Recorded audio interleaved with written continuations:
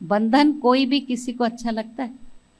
एक उड़ते पंछी को आप पिंजरे में डालते हो, भले आप उसको पूरा टाइम दाना खिलाएंगे तो भी वो खुश नहीं। अगर आपका गलती से पिंजरा खुल जाए, वो आपके किसी भी घर के कोने में आएगा आपसे मिलने के लिए कि मैं जा रहा हूँ। वो सोचता है अच्छा हुआ पिंजरा खुला रहा, मैं स्वतंत्र पंछी अब अपनी स्वतंत्रता में रहूँ।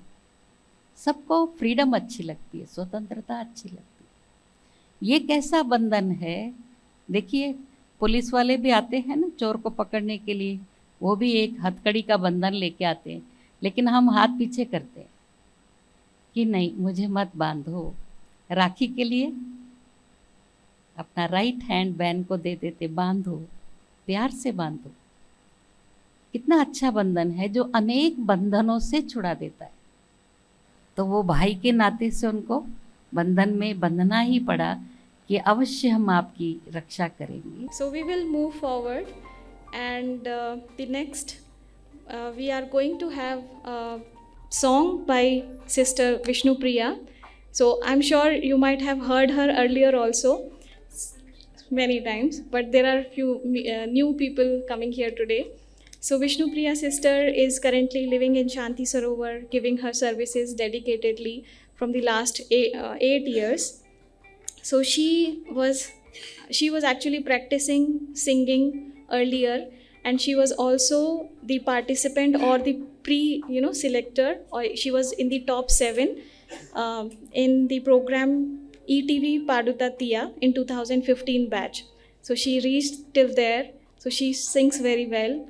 Or in Brahma Kumaris there is a daily discourse in the morning. We call it as Murli class.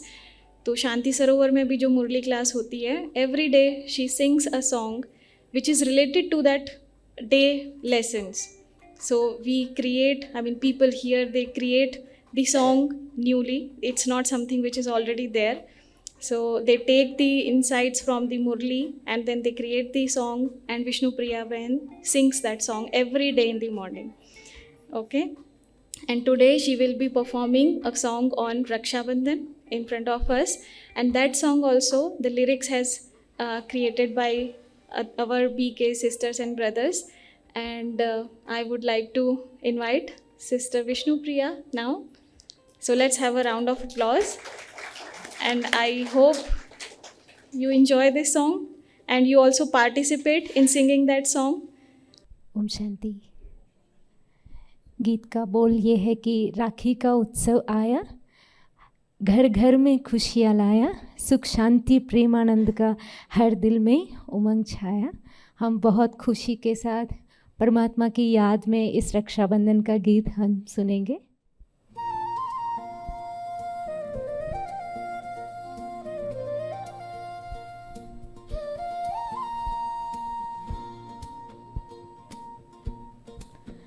राखी का उत्सव आया, घर घर में खुशियाँ लाया, सुख शांति प्रेम आनंद का हर दिल में उमंग छाया।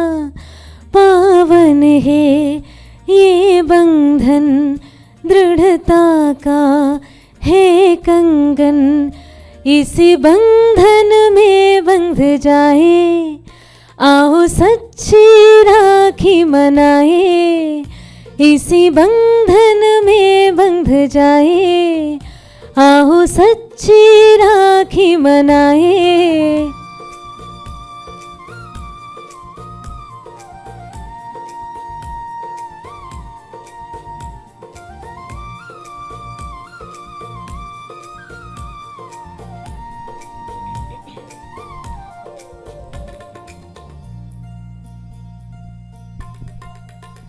ये नाता भाई बहन का अति पावन मन भावन है, इसी नाते की ही गरिमा का यह रक्षा बंधन है।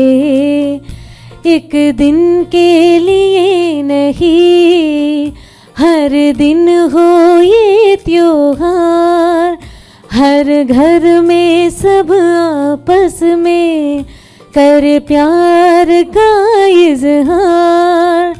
हम आत्मा रूप में सारे भाई भाई ही कहलाए, आत्मा भाई की रक्षा करने शिव बाबा आए। बाबा है आए, राखी का उत्सव आया, घर घर में खुशियाँ लाया।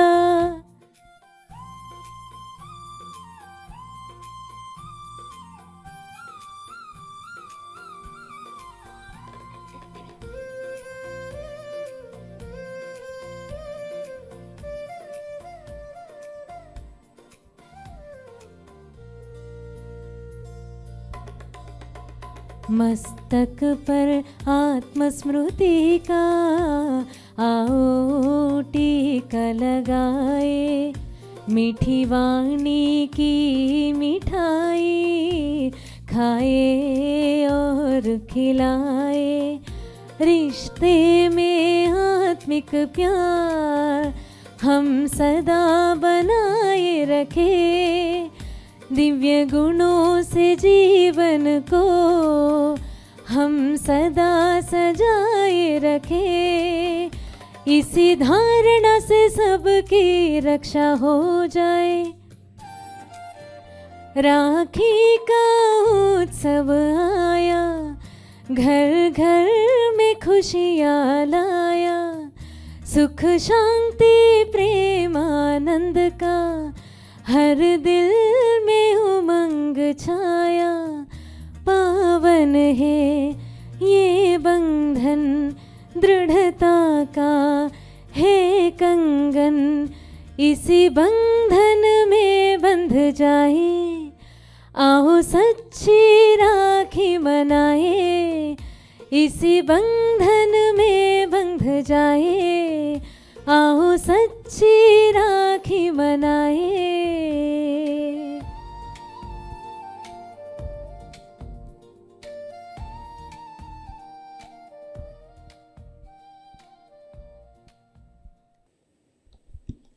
Thank you very much, Vishnupriya Behan, for this wonderful song. Did you all enjoy?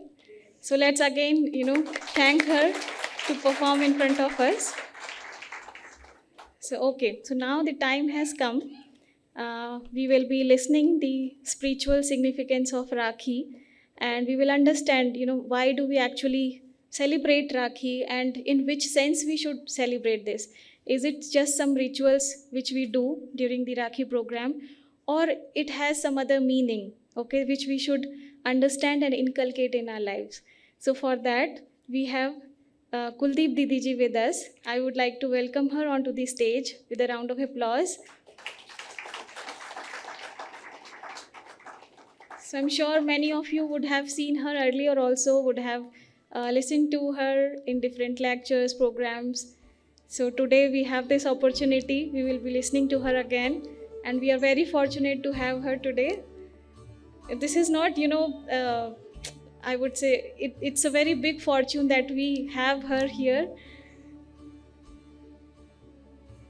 So let's again welcome her.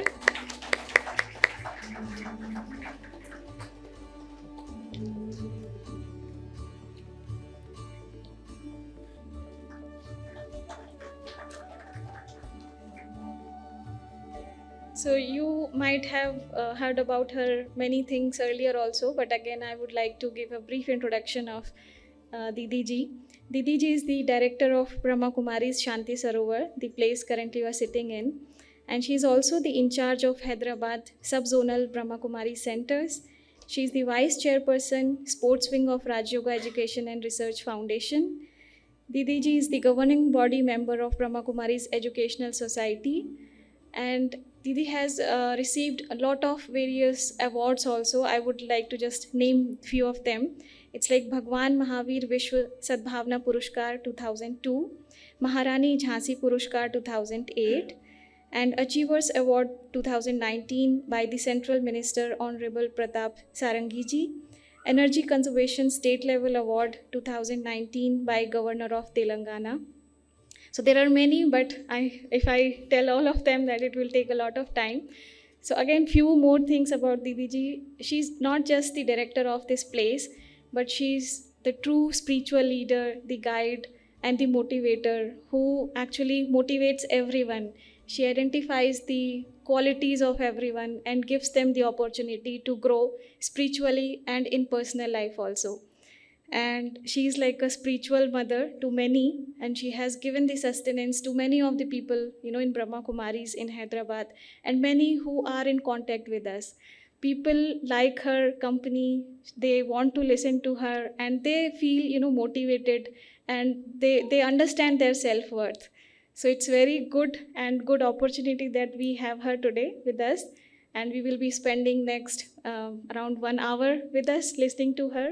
So thank you very much, Didi ji, to come here and share your thoughts in front of us.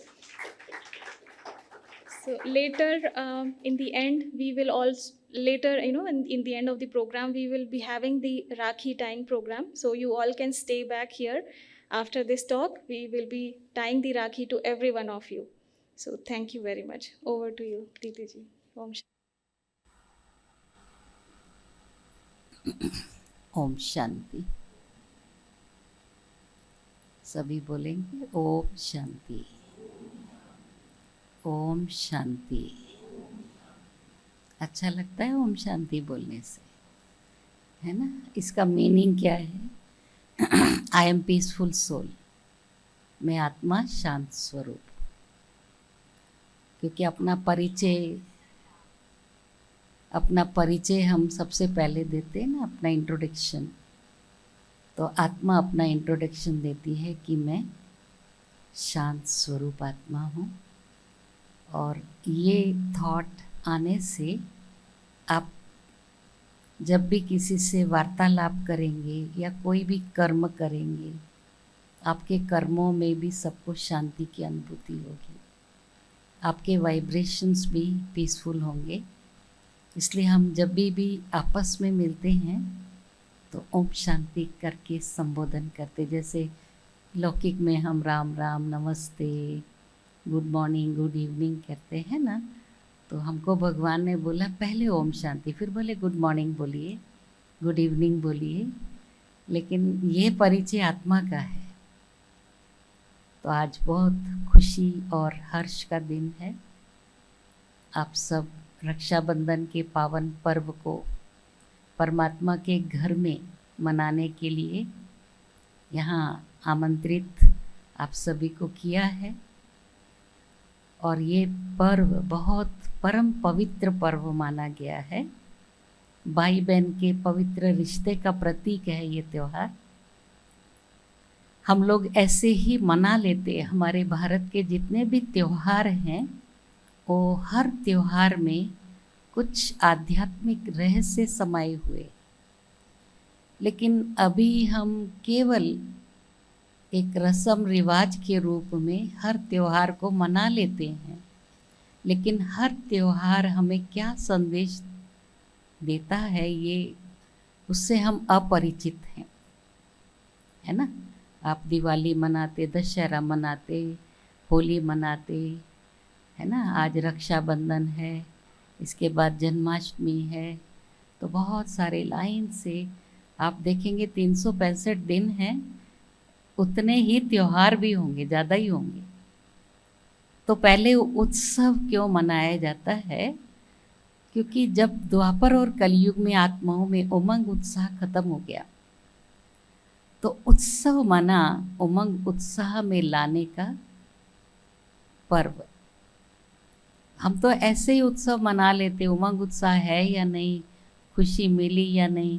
पहले बहुत हर्षोल्लास से हर त्यौहार को मनाया जाता था। आप देखते होंगे ना, गाँव में कैसे सेलिब्रेशंस होते थे, कितना आपसी प्यार होता था, कितना हम लोग खुशी और आनंद में झूमते थे, डांस करते थे, गीत गाते थे। हमारे भारत में हर एक काम के लिए गीत होता था। आप सब जानते होंगे, लोक गीत होते थे, भोजन बनाने के गीत होते थे, मसाला कूटने के गीत होते थे। माना हर काम को उत्साह से एक सेलिब्रेशन की तरह करेंगे तो खुशी होती है। सिर्फ काम कर रहे तो बोलते मैं थक गई हूँ, मेरे में ताकत नहीं है। लेकिन जब हम गीत गाते हुए काम करेंगे तो आप देखेंगे बहुत आनंद आता था, है ना। अभी तो हमको मिक्सी भी चलाने की फुर्सत नहीं है, पीसे हुए मसाले पैकेट ले आते हैं, है ना। और पहले वो माताएं ऐसे कूटती थी, गीत गाते थे, बहुत आनंदित होते थे। अभी तो किसी को वो गीत आते भी नहीं है, मेरे को भी नहीं आता। आप समझेंगे मेरे को आ रहा है, लेकिन मेरे को भी नहीं आता है। लेकिन हमने इतना सुना तो है, हम छोटे थे तो हम सुनते थे कि सब गांव में मिल कर के सब सहयोग देते थे। आज हमारे घर में मसाला कूटना है, सब एक दूसरे को सहयोग देते थे और गीत गाकर बहुत बिना थकान के काम करते थे, है ना। तो ये रक्षाबंधन बहुत पावन पर्व भी है, ऐतिहासिक भी है। आप सबने सुना होगा ना ऐतिहासिक कहानियाँ, हिस्टोरिकल। जब हमारा भारत परतंत्र था, जब मुसलमानों का आक्रमण हुआ था, तो राजपूत बहनों ने राखी बांधकर अपनी रक्षा की, भिक्षा मांगी कि हमारी इस रक्षा बंधन का आप जो है हमको इसका फल ये देना, हमारी रक्षा करना। तो वो भाई के नाते से उनको बंधन में बंधना ही पड़ा कि अवश्य हम आपकी रक्षा करेंगे। हम लोग जो है लौकिक में जिस तरह से रिचुअल्स बने हैं ना, त्यौहार कैसे मनाना, कौन सा त्यौहार क्या करना है, बस पूजा कर लेते हैं और जो हमको बड़ों ने कहा वो हम कर लेते हैं सभी। तो सर्वप्रथम हम भाई को आमंत्रित करते हैं, या जब छोटे होते, अभी देखो ये छोटा सा भाई गोदी में है, इसको अगर मैं राखी बांधूंगी ये मेरी क्या रक्षा करेगा? इसकी रक्षा मैं कर सकती या मेरी कर सकता है? हाँ, कर सकता है छोटू? तो हम लोग तो सोचते कोई, चलो कितने भी मैं बड़ी हो गई, मेरे घर में एक भाई आया, मैं उसको राखी बांधूंगी और वो मेरी रक्षा करेगा। कब करेगा वो? आप जब बड़े हो जाएंगे, मैं जो भी बहनें, मैंने तो शादी नहीं की है, लेकिन बहनें क्या करती, शादी करके ससुराल चली जाती है। अभी उसका ससुराल देश में भी हो सकता है, विदेश में भी हो सकता है, भारत में भी किसी दूसरे स्थान पर हो सकता है जो इंडिया में ही हो। लेकिन मान लो भाई इधर है और बहन जो है वो पंजाब में है, तो ये भाई उसकी रक्षा करने वहाँ तक फ्लाइट में भी जाएगा तो नहीं कर सकता। तो हम सर्वप्रथम भाई के माथे पर मस्तक लगाते, ये तिलक लगाते मस्तक पर। ये तिलक किसका प्रतीक है? ये आत्मा का, ये रहने का स्थान है। तो पहले उसको आत्मिक स्वरूप की स्मृति में स्थित करते कि भैया तुम मेरा शरीर का भाई नहीं है, मेरा आत्मिक भाई है। तो जब हम एक दूसरे को आत्मिक दृष्टि से देखेंगे, तो आप सब ने सुना हुआ है कि हिंदू, मुस्लिम, सिख, ईसाई, चीनी जो भी है, हम आपस में क्या है? भाई भाई है। भाई भाई अभी आजकल भाई भाई भी कसाई कसाई है ना। प्रॉपर्टी के पीछे एक दूसरे का गला काट देते हैं। तो हिंदू, मुस्लिम, चीनी कहाँ भाई भाई? इतनी तो लड़ाई हो रही है। हर देश एक दूसरे से लड़ाई और ख़त्म करने के लिए तैयार है। लेकिन हमारा भारत अविनाशी है, क्योंकि यहाँ परमात्मा और देवी देवताओं का अवतरण होता है। जन्म हुआ देवताओं का और परमात्मा का अवतरण हुआ है। तो हम सभी उस परमपिता परमात्मा को शुक्रिया करते कि आपने भारत में अवतरण लिया है, और परमात्मा के अवतरण के कारण ये भारत भूमि जो है, ये हम क्या कहते हैं, मेरा भारत महान है ना। तो क्या क्या महानताएं हैं? अभी हम तिलक का अर्थ समझे, आत्मिक स्वरूप में स्थित होकर आत्मिक दृष्टि से देखना। इसमें कोई भेदभाव नहीं है, हिंदू हो या मुस्लिम हो या सिख हो या ईसाई हो या कोई भी हो, रशियन हो, अमेरिकन हो, चाइनीज़ हो, आत्मा रूप में हम भाई भाई, तो लड़ाई नहीं कर सकते। सच्चे भाईचारे का नाता। दूसरा फिर आप देखिए रक्षा और बंधन। बंधन कोई भी किसी को अच्छा लगता है? एक उड़ते पंछी को आप पिंजरे में डालते हो, भले आप उसको पूरा टाइम दाना खिलाएंगे तो भी वो खुश नहीं। उड़ते हुए पंछी को कितना दाना मिलता होगा नहीं मालूम, आप तो पेट भर के 3 बार 4 बार और उसकी प्लेट में भी भर के रखते हो, जब मर्जी भूख लगे तुम खाना। क्या वो पंछी खुश है? कभी पूछा है आपने उसको? अगर आपका गलती से पिंजरा खुल जाए, वो आपके किसी भी घर के कोने में आएगा आपसे मिलने के लिए कि मैं जा रहा हूँ? वो सोचता है अच्छा हुआ पिंजरा खुला रहा, मैं स्वतंत्र पंछी अब अपनी स्वतंत्रता में रहूं। सबको फ्रीडम अच्छी लगती है, स्वतंत्रता अच्छी लगती है। ये कैसा बंधन है? देखिए पुलिस वाले भी आते हैं ना चोर को पकड़ने के लिए, वो भी एक हथकड़ी का बंधन लेके आते हैं, लेकिन हम हाथ पीछे करते हैं कि नहीं मुझे मत बांधो। राखी के लिए अपना राइट हैंड बहन को दे देते, बांधो, प्यार से बांधो। कितना अच्छा बंधन है जो अनेक बंधनों से छुड़ा देता है। ये ऐसा प्यारा और पवित्र बंधन है, इसमें हमें प्लेज करना होता है कि मैं अपनी बहन की नहीं, क्योंकि मैंने बोला ना कभी भाई छोटा और कभी बहन छोटी, भाई देश में बहन परदेश में या किसी और जगह पर है, तो वैसे भी शास्त्रों के अनुसार स्त्री के जीवन में पहले उसके माता पिता रक्षक होते हैं, युवा अवस्था में उसका पति रक्षक होता है, उसके बाद वृद्धावस्था में बेटा रक्षक होता है। भाई का तो कहीं है ही नहीं नाम, शास्त्रों में देख लीजिए आप, पलट पलट के पन्ने देख लीजिए।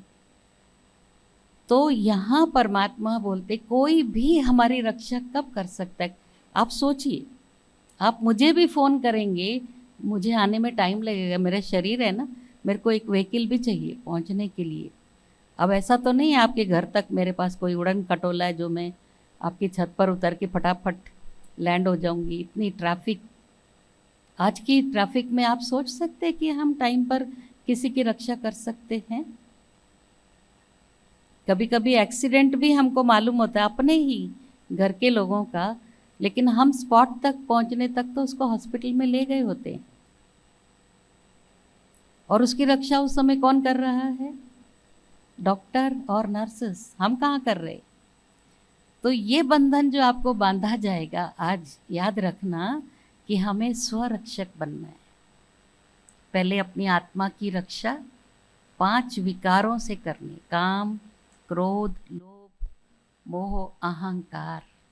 क्योंकि ये सब जो ये बंधन है इन विकारों के, इससे हमें अपने जीवन में दुख और अशांति, कलह कलेश, घर घर में लड़ाई झगड़े, एक देश दूसरे देश से लड़ रहा है, इस सब विकारों के प्रभाव के कारण इस दुनिया का एक समय नाम था सतयुग, सोने की चिड़िया, अभी ये कलयुग आ गया।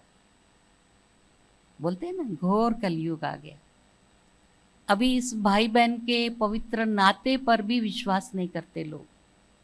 अगर बहन भाई युवा हैं, दोनों इकट्ठे ज़्यादा घूमते हैं, तो अपने माता पिता ही सिखाते हैं बेटा लोकप्रिय बनना है तो थोड़ा समाज के जो नियम है उसका पालन करना, आप ज़्यादा मेल्स के साथ नहीं घूमना, भाई हो भले, कोई नहीं जानता ये तेरा भाई है, कोई यहाँ लिखा नहीं हुआ है ये भाई है ये बहन है, लिख के जाते हो क्या?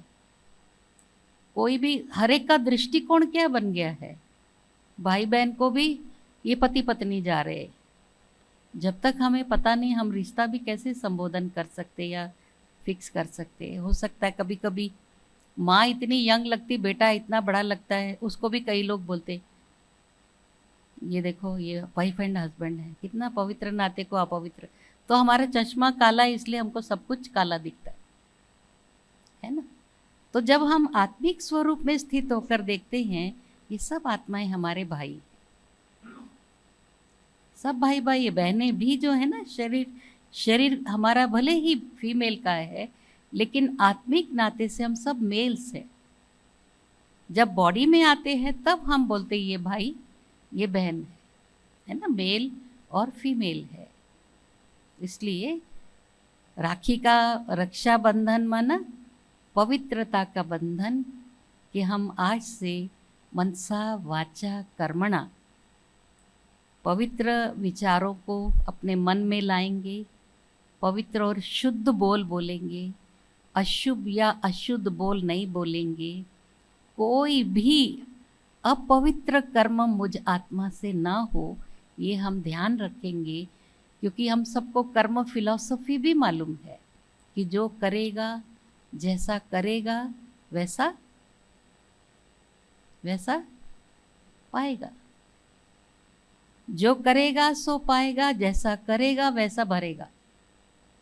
तो क्यों ना हम श्रेष्ठ कर्मों की पूंजी जमा करें जो जन्म जन्मांतर हमें सुख देती है। ये संपत्ति सुख नहीं देती है। आप देखो, चाहे इस दुनिया में कितने मल्टी मिलियनर्स होंगे, उनके पास किस चीज़ की कमी है?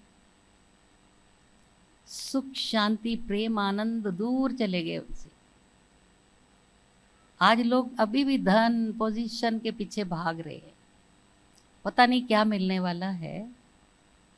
और इतना हमको बॉडी कॉन्शियस हो गया है, अगर हम रिटायर भी हो जाएंगे तो भी क्या बताते हैं? अपने पद को जरूर, है ना, एक्स मिनिस्टर है so and so, x MP, वो नहीं छोड़ेंगे पोस्ट को। एक्स हो तो चलेगा, एक्स वाई जेड जो भी लगाने लगा, पर वो पोस्ट नहीं छोड़नी। और आप देखिए, ये छोटा बच्चा जितना खुश है, हम इतने खुश रह सकते? अगर हम सभी स्ट्रेसफुल हों और एक छोटा बच्चा यहाँ आकर मस्ती करता है, भले मस्ती इस टाइम अच्छी नहीं लगेगी, पर सबका मन खुश हो जाता है, सबके फेस पर स्माइल आ जाती है। क्या है उसके अंदर? इनोसेंस।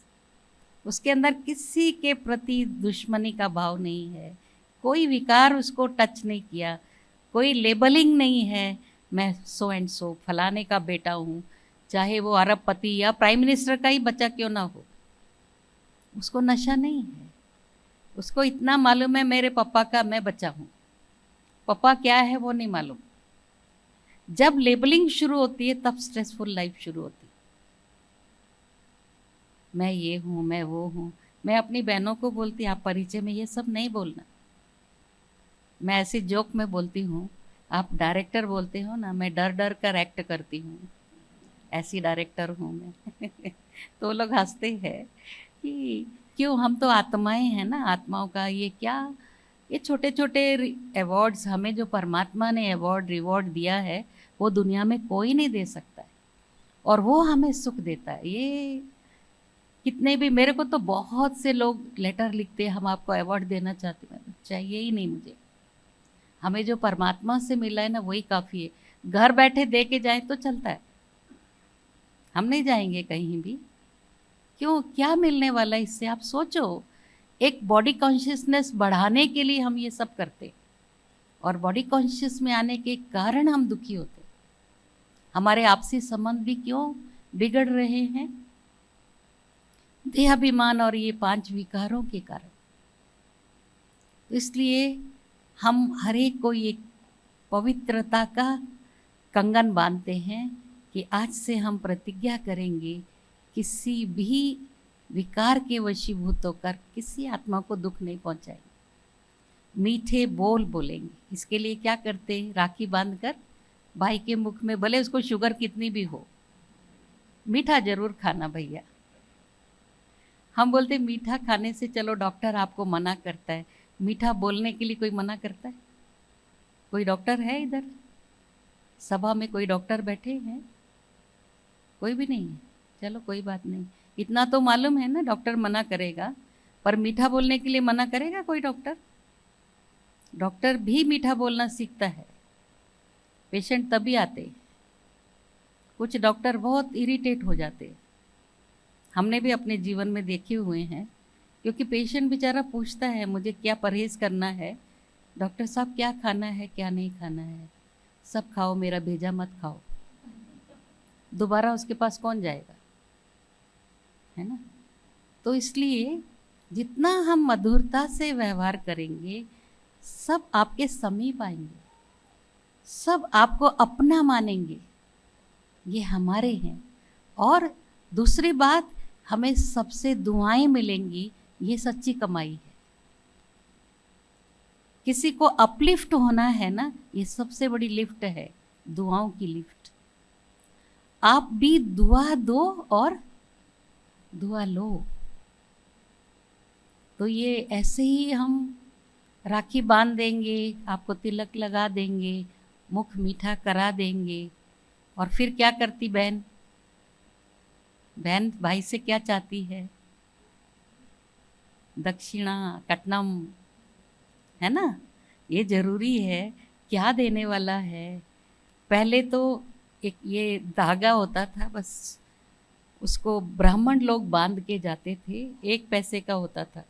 आजकल तो 1 पैसा आपको पता भी नहीं होगा, आजकल 1 रुपया भी नहीं दिखता है। कभी कभी कोई बोलता है 1 रुपया दो, हम बोलते है ही नहीं, क्या करें, सिक्के रखते ही नहीं है ना। तो घर घर में ब्राह्मण लोग आके राखी बांधते थे। अभी तो इतनी फैंसी राखियां हो जाती, पता नहीं, उसमें तो लाल सूत्र तो होता ही नहीं है ना। तो जैसा हमारे अंदर की आंतरिक वृत्तियां बदल गई, अब फैशनेबल बहुत बड़ी बड़ी राखियां, लेकिन प्यार कहाँ है? बड़ा बड़ा प्यार होना चाहिए ना भाई और बहन का। वो बड़ा बड़ा प्यार जो है बड़ी बड़ी राखी में बदल गया।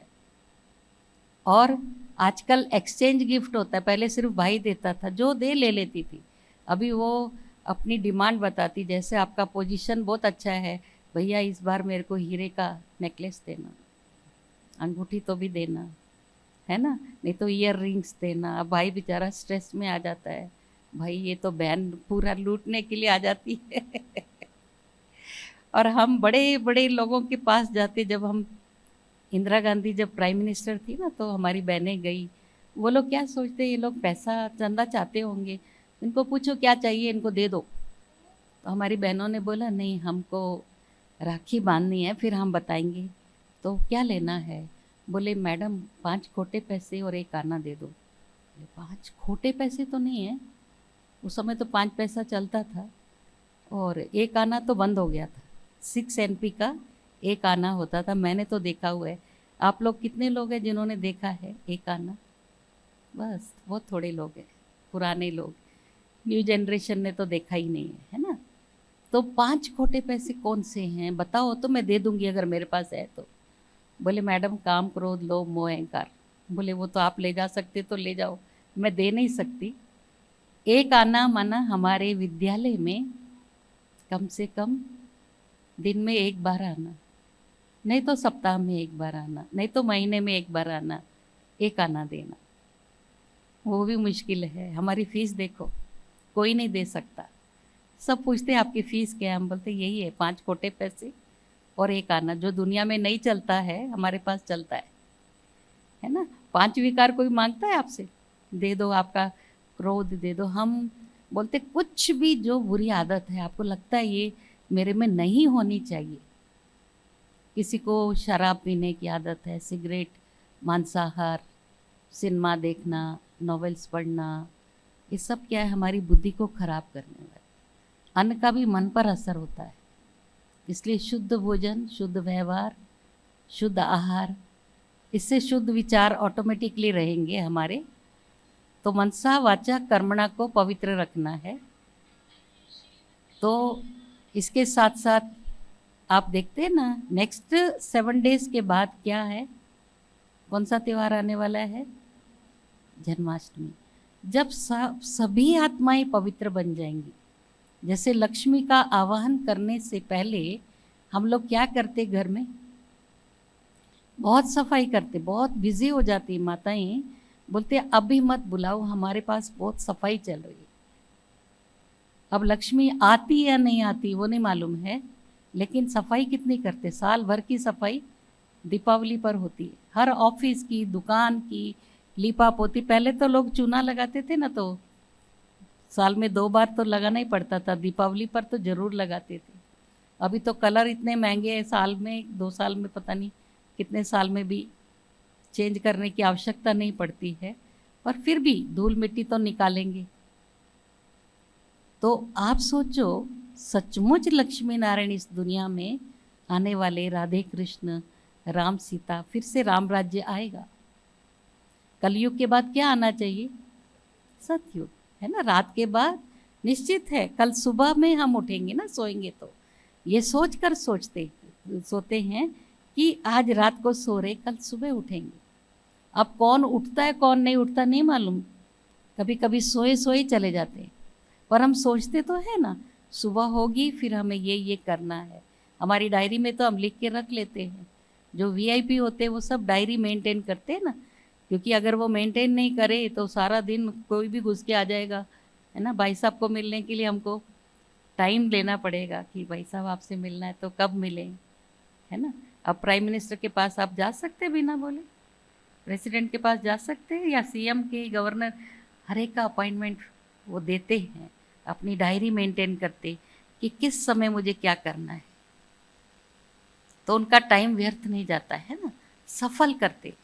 इस तरह से हमें भी अपने जीवन का कुछ टाइम टेबल बनाना है कि मुझे कब क्या करना है, किसको अपॉइंटमेंट देना है, किसको नहीं देना है।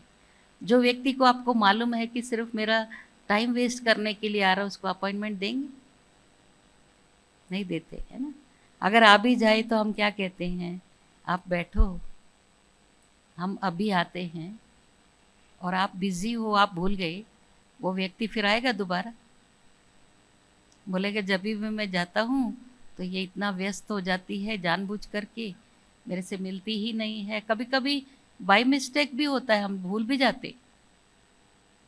हम कई बार हमारे भाई बहनों को बोलते हैं ठहरो मैं अभी अंदर से आपके लिए कुछ गिफ्ट लेने जा रही, किसी का फ़ोन आता मैं भूल ही जाती। फिर बहनें आके बोलती दीदी आपने एक भाई को बिठाया, गिफ्ट लेके आते।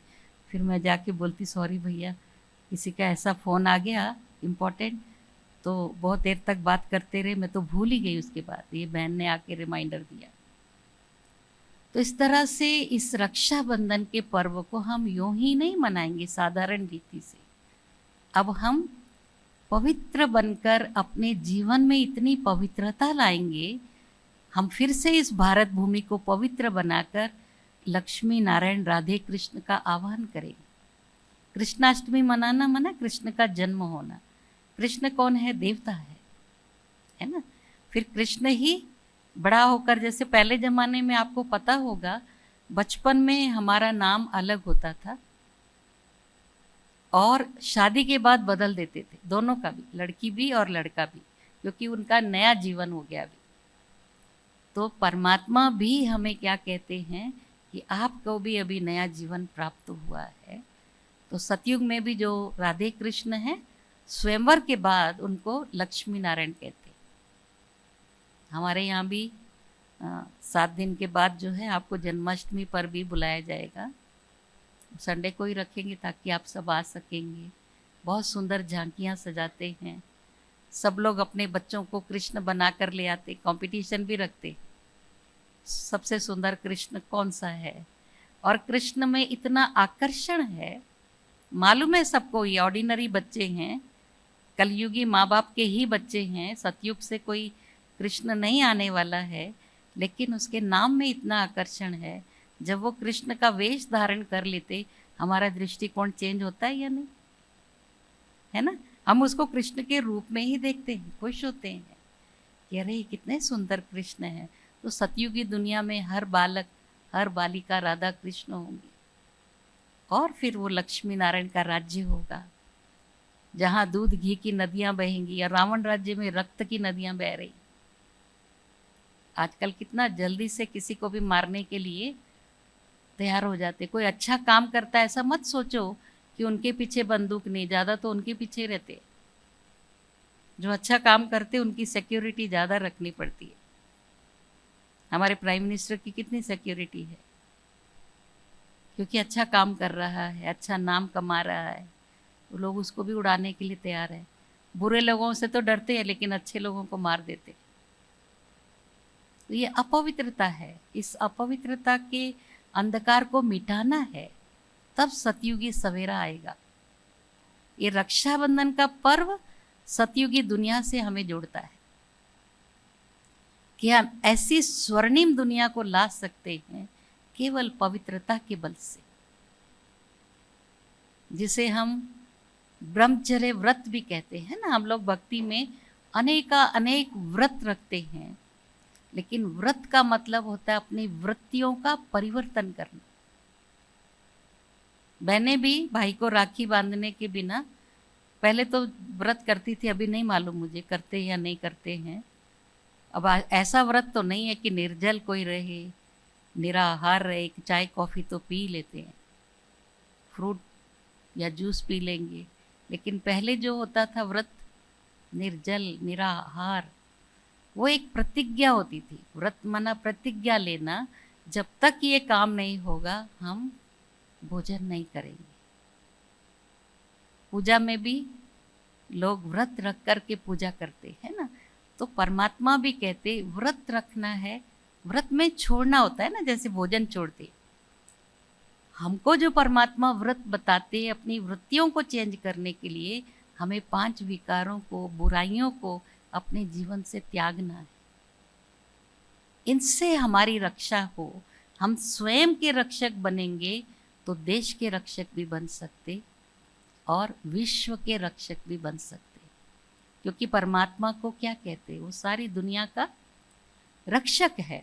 आप देखिए रोड क्रॉस कर रहे हैं, कोई गाड़ी बिल्कुल नज़दीक आकर के ब्रेक दी पर आपको टच नहीं किया, आप घर में क्या कहते हो जाकर, आज मुझे किसने बचाया, आज तो मुझे भगवान ने बचा दिया, नहीं तो मैं तो आज चला जाता था। तो कितना याद आता है कि भगवान हमारा रक्षक है। उसको सदा याद रखना कि मेरा रक्षक मेरे साथ है, तो आपको अपना रक्षा का बंधन भी याद रहेगा कि हमने क्या बंधन लिया है कि हम सारे देश को, सारे विश्व को विकारों से मुक्ति दिलाएंगे, तभी स्वर्णिम सवेरा आएगा, तभी ये लक्ष्मी नारायण या राधे कृष्ण का जन्म होगा, जब सारी भारत भूमि तो क्या सारा विश्व पवित्र रहेगा। कलयुग के लिए भी है ना, गुरु नानक की वाणी में आता है कि राज करेगा खालसा, आकी रहे न कोई। माना कलयुग के अंत में भी पवित्र आत्माएं राज्य करेंगी। देखिए हमारा प्राइम मिनिस्टर भी पवित्र आत्मा है ना, बाल ब्रह्मचारी है, और हमारी प्राइम मिनिस्टर भी पवित्र आत्मा है। और आने वाली दुनिया में इतनी पवित्र देवी देवताओं की आत्माएं जन्म लेंगी, कोई अपवित्र आत्मा होगी ही नहीं। जब पवित्र आत्माओं का राज्य होगा तो कोई अपवित्र आत्मा नहीं होंगी। ये इसका अर्थ है कि राज्य करेगा खालसा मीन्स जब पवित्र आत्माएं राज्य करेंगी तो अपवित्रता खत्म हो जाएगी दुनिया से, ये विकार नहीं होंगे। यही हमारी जीवन में दुख अशांति पैदा करने वाले। कोई भी विकार कम नहीं है, आप देख लीजिए। काम विकार से जनसंख्या वृद्धि बहुत बड़ी प्रॉब्लम। क्रोध से हमारे विनाश के लिए कितनी सामग्री तैयार, इतनी खाने के लिए इतना सामग्री नहीं है जितने कि हमारे लिए मारने के अस्त्र शस्त्र बने हुए हैं। 1 सेकंड में सारी दुनिया को उड़ा देंगे। पता है ना, तैयारी तो इतनी है, लेकिन हमारी आंतरिक तैयारी क्या है, हम कहाँ जाएंगे, कैसे जाएंगे, क्या लेकर जाएंगे, ये तो पता है आप सबको। ये जो हमारी जिसके पीछे हम लड़ रहे हैं, ये हमारे साथ कुछ भी चलने वाला है क्या? सोना हो, प्रॉपर्टी हो, या ये शरीर जिसके साथ हम 24 घंटे रहते, आत्मा, ये सबसे पहले हमको छोड़ देता है। को भगवान ने इतना संपन्न किया है, वो हमारे पास जो प्रॉपर्टी है ना, वो हम साथ ले जाने वाले, वो है गुणों की, शक्तियों की, पवित्रता की। ये ऐसा धन है जो हमें आज भी सुख देता है, कल भी देगा। इस पर कोई टैक्स नहीं है, कोई नहीं आपको रेड करेगा कि कितने गुण क्यों धारण कर लिए आपने, इतनी शक्तियाँ क्यों ले ली आपने, इतनी पवित्रता क्यों आपने धारण कर ली अपने अंदर। बिल्कुल नहीं। किसी ने शुरू में जब ये संस्था स्थापन हुई थी तो तभी आए इनकम टैक्स वाले कि हम बात करेंगे, बाबा से ही बात करेंगे। हमारे भाई बहनों ने बोला हम बात करते तो हम उनको बाबा प्यार से माना, जैसे पिता को बोलते हैं ना, तो प्रजापिता ब्रह्मा उनको परमात्मा ने नाम दिया जब उनका अवतरण हुआ। तो उन्होंने बोला आने दो, बाबा ने कहा कोई बात नहीं। तो जब वो आए, आपके पास जो है हमने सुना है बहुत सारा धन है। बोला हाँ बच्चे बराबर सुना है तुमने, बहुत धन है हमारे पास। तो हम लोग जो परमात्मा के महावाक्य रोज पढ़ते उसको मुरली बोलते। तो उस बाबा ने कहा वो सब मुरलियाँ यहाँ लाओ, लिटरेचर भी रखो, ये हमारा ज्ञान धन है। और बाकी हमारे पास गुणों का धन है, शक्तियों का धन है, आप कितना टैक्स लगाना लगाओ। पर बच्चे बच्चे कहकर बात करते थे ना, तो बाबा ने कहा बच्चे बाप पर टैक्स लगाओगे? हाँ लगाना ही है। तो ये जो मेरा धन है ना, यही है ज्ञान धन। हमारे पास पिक्चर्स भी रहते परमात्मा के परिचय देने के लिए, आत्मा की, वो सब रख दिए। बोले ये ज्ञान धन है, इस पर टैक्स लगा दो। वो हाथ जोड़ के बोले दादाजी हम गलती से आए इधर, माफ़ करो, आप तो हमारे पिता हो, हम टैक्स नहीं लगा सकते। तो अच्छी बात है ना। हिंदी में आपने ये कहावत सुनी है या नहीं मालूम नहीं, सहज मिले वो दूध बराबर, मांग लिया तो पानी बराबर, खींच लिया तो रक्त बराबर, है ना। जो हमको सहज मिलता है, खुशी से कोई हमारा भाई हमको देता है राखी पर, वो 5 रुपया ही क्यों ना दो, मैं खुश हो गई। सहज मिला वो दूध बराबर है, बहुत शक्तिशाली है वो धन, बहुत पवित्र, वो काम आएगा। वो 5 कई और पवित्र धन खींचेगा अपनी तरफ धन को। और मांग के लिया वो पानी जैसा है, उसका कोई इतना आपको प्राप्ति नहीं है। और खींच के माना आजकल लोग करते हैं ना, आप जो है पैसा इतना दे दो और आपको हम इतना इंटरेस्ट देंगे, है ना। तो वो क्या है, बेचारा नहीं दे पाता है, कई बार मजबूरी होती है। एक्सेप्ट करते हैं हम कि चलो 1 लाख के ऊपर आपको हम 10,000 देंगे, पर मेरी कैपेसिटी नहीं है। लेकिन वो गला दबा के आपको देना पड़ेगा, नहीं तो मैं मार दूंगा। चलो हम घर भी बेच दे, सोना भी बेच के उसको दे दिया, वो खींच के लिया, वो रक्त पीने के बराबर है। सुना है ये बात। तो इतना हमें कर्मों के ऊपर ध्यान देना है, इसको पवित्रता कहते हैं। पवित्र मन, पवित्र धन और पवित्र कर्म, ये आत्मा को सुख, शांति, पवित्रता, आनंद, प्रेम देता है। इस राखी माना ही प्रेम का सूत्र है, मांगने का सूत्र नहीं है। पहले ब्राह्मण लोग मांगते भी नहीं थे, कितना जो आपने दे दिया वो लेकर चले जाते थे चुपचाप। अभी ब्राह्मण भी सहज नहीं जाते, वो भी बोलते हमें इतना देना ही पड़ेगा, नहीं तो फिर हम डर जाते श्रापित ना कर दे कहीं। तो हमको भगवान ये भी बोलते कभी किसी को श्राप भी नहीं देना, हो सके तो ब्लेसिंग देना। तो हम लोग जो है सभी को मुख मीठा भी कराते, ब्लेसिंग कार्ड भी देते, वो उनके जीवन के लिए एक यादगार बन जाता है। बहुत लोग बोलते आपने जो ब्लेसिंग कार्ड दिया ना, वो एकदम एप्रोप्रिएट था आज के लिए, मेरे लिए सचमुच। और वो क्वालिटीज़ आपको लगेगा मेरे अंदर है, जो मुझे आज वरदान मिला है, वो क्वालिटीज़ को आप अनुभव भी कर सकते। और इस पवित्र नाते को निभाने के लिए, शक्ति लेने के लिए आप सबको हम हार्दिक निमंत्रण देते हैं। यहाँ कोई फीस और कुछ भी नहीं है। आप 7 डेज़ कोर्स यहाँ करेंगे, उससे आपके जीवन में सब प्रकार की संपन्नता आ जाएगी और आप संतुष्ट हो जाएंगे। बाकी जीवन में संतुष्टता कोई भी कितना भी कमा ले, कितना भी बड़ा पद पा ले इस दुनिया का, वो सेटिस्फाई नहीं हो सकता है। हमको कोई पूछे, हम बहुत संतुष्ट हैं।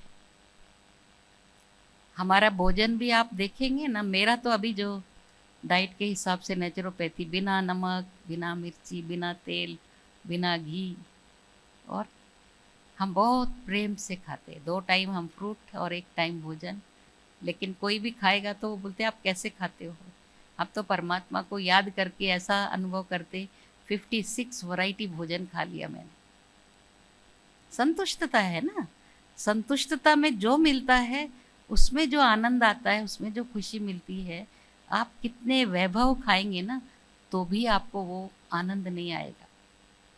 मन का आनंद नहीं है तो क्या फ़ायदा।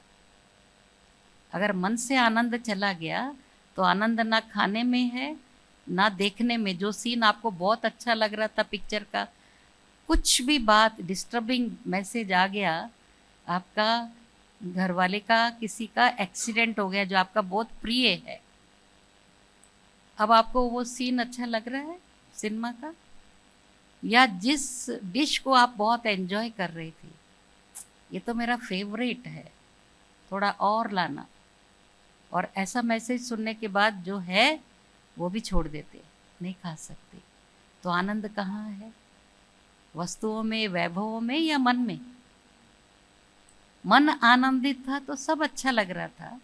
जब मन में आनंद खत्म हो गया तो सब कुछ व्यर्थ लगता है कि खाने में सुख आनंद नहीं है।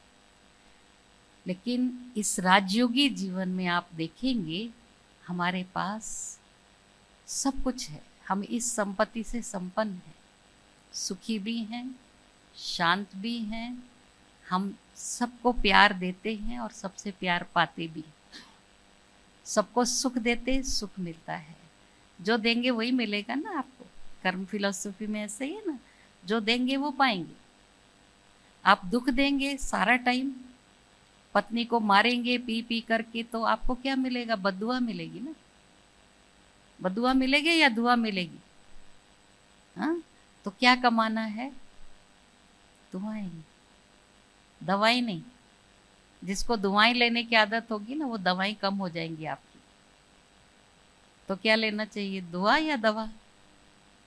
हाँ, आपको पेन भी हो ना, तो देखिए आप परमात्मा को याद करके उसके आनंद में खो जाइए, आप पेन भी भूल जाएंगे। क्योंकि हम बॉडी से डिटैच होते हैं मेडिटेशन में, अपने आपको सोल कॉन्शियस स्थिति में ले जाते हैं। इस बॉडी से हम डिटैच हो जाते तो बॉडी पेन्स भी ख़त्म, बीमारियां भी। योग का प्रयोग करना है, जैसे साइंटिस्ट भी हर चीज़ का एक्सपेरिमेंट करते हैं, हम भी अपने जीवन में इस योग के एक्सपेरिमेंट करते तो बहुतों के जीवन में बुरी आदतें छूट गई, बुरा व्यवहार करना या जो भी है सब कुछ इतना उनको महसूस होता है, घर वालों को भी, इसका तो नया जीवन हो गया, इतना परिवर्तन। क्योंकि परमात्मा ने हम सबको ये सिखाया है, स्व परिवर्तन से ही विश्व परिवर्तन होगा। जब तक मैं नहीं बदलूंगी तो कोई नहीं बदलेगा। मुझे प्रारंभ करना है परिवर्तन की प्रक्रिया, इसलिए मुझे बदला नहीं लेना है, लेकिन स्वयं को बदलना है। अभी क्या हो गया, कलयुग में बदलने की भावना खत्म हो गई, बदला लेने की भावना आ गई। तो इसलिए हम क्या करेंगे, आज से प्रतिज्ञा, बदला लेंगे या बदलेंगे? हम बदलेंगे, जग बदलेगा, है ना। तो ये राखी का त्यौहार हमें बहुत सारी ऐसी स्मृतियाँ दिलाता है कि हम स्वरक्षक बन, विश्व रक्षक बनकर, है ना, देश के रक्षक बनकर हम अपना नाम, अपने भारत का नाम उज्जवल करें। ठीक है, आप सभी को पसंद आया ये बात या कड़वी लगी? हाँ, तो ओम शांति। आप सबको भी रक्षाबंधन के पर्व की बहुत बहुत बहुत शुभकामनाएं।